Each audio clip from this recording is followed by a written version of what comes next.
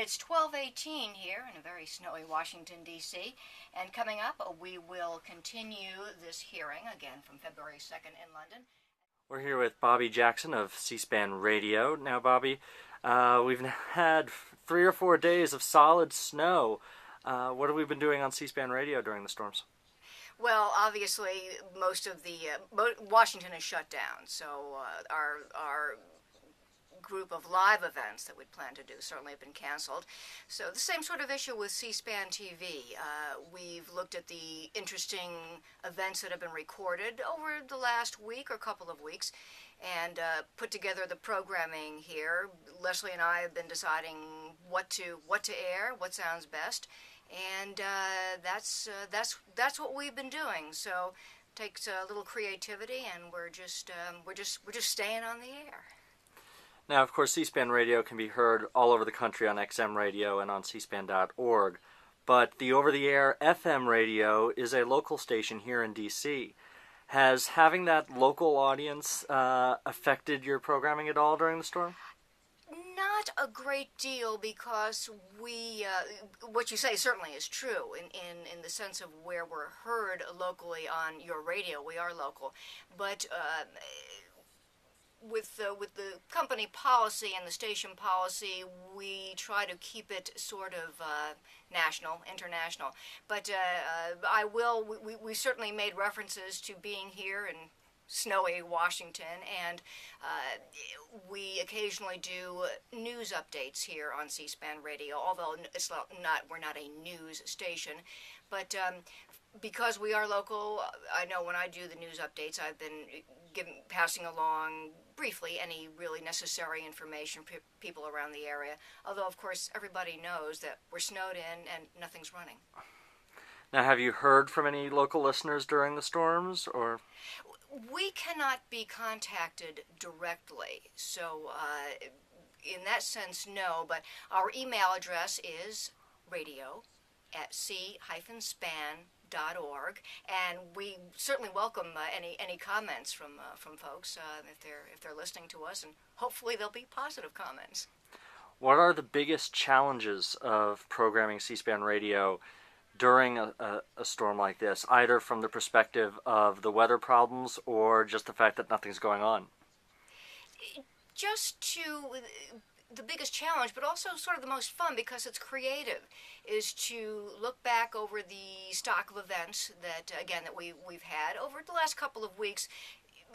You want to be kind of careful about going any further back because information can become outdated. For example, doing a budget hearing that may be at this point 3 or 4 weeks old, something like that. But I know for myself, I try to remember what hearings or events, press conferences, whatever, did I find particularly interesting over the last couple of weeks. And I'll look at that and I'll look at what we have on what's called our audio vault, which is where we play events from, and say, oh yeah, that was a great event. Let's listen to it again. And of course, our LBJ tape series doesn't stop for a little snowfall. What do we have coming up this week? LBJ this week, more from the last release of these tapes, I say very regretfully, from the LBJ library. Fortunately, we still have quite a few hours of those calls. And this program, as I recall, these are calls from October of 1968, just a few weeks before the election, where LBJ, of course, is not running for re-election, but desperately trying to arrange peace in Vietnam before he leaves, and also dealing with the very real possibility, and of course that's the way it worked out, that a Republican would become the next president. Fantastic. Bobby Jackson, thank you so much. Thank you. Stay warm. Mosley Heyman with C-SPAN Radio. We were just talking to Bobby, who was talking about nothing happening in D.C. during the storm. But yet, you have to gather it all together and get it on the air. So what have you been working on during these blizzards? Basically, I went over to C-SPAN Television, and I got a hold of, they have a saves packet. And in that is a bunch of programming that they've had over the past month or so, and I'm trying to pick relevant things. Bobby and I actually sat down together a couple of hours ago, and we picked out probably about 10 different programs that we think we want to air. So when we did that, I went ahead and I found them on TV Server, and transferred them over to my audio vault. So it went from video to audio. And then I've gone ahead and edited them, scripted them up, get them ready to go. So over the next couple of days, we have some interesting programming to put on the air. And what programming have you put together? So far, I've put together, there's a hearing on passenger safety, hearing on crib safety, mostly some stuff from the National Urban League. I think I put a couple of those on there. And just some interesting things with Kathleen Sebelius, HHS Secretary, and former Homeland Security Secretary Michael Chertoff. And just some, there was a congressional cyber security event that was kind of interesting. And, just things that maybe would perk somebody's interest as they're out there, hopefully not driving, but if they're listening or they happen to be driving somewhere that, the weather is bad, but sometimes when you listen to stuff like this, it makes you, it gives you some food for thought. And there's also a lot of members of Congress that listen to our radio station quite a bit because they're out and about doing things, and especially when they're not working right now, they could be listening to things that in fact, for instance, I guess a few months ago, Bart Stupak actually sent us an email thanking us for re-airing one of his hearings because he was able to listen to it again, and he said, I didn't remember that I said that, but I'm glad I did because I can follow up with my further questioning. So, even when you think that, you have to put together programming that, isn't like from today, it still has an impact on several folks, whether they be in Congress or just folks listening around town.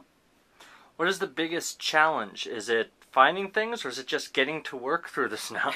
Well, we're fortunate enough to be in a hotel, which is thank you to C-SPAN for doing that. The biggest, trekking through the snow across the street from the hotel is not that big a deal. I think it's just everybody working together. Bobby came in this morning at 4:30 in the morning because she has a lot to do with the history programming and stuff. I came in about 6:30 this morning. I want to get her out of here because she needs to get some sleep. She's been on the air and doing other things. So she'll get out. I will then be on the air, which I don't do a lot of on-air work or as much as most producers do. I'm an associate producer, but I'll go on the air for her, give her some sleep. And then Carl will come in and relieve me around 4 or 5 this evening. And then we'll do it all again. And we just, as a group, we're a very small group anyway. But there's only 3 of us over the past several days, so we're just doing what we can to keep the radio station going and hopefully keeping the programming and in between just kind of update. We know it's snowing, but at least we can update people to say, these things government's still shut down, so maybe somebody's listening as they're, puttering around the house saying, oh, I don't have to go to work tomorrow. Very cool.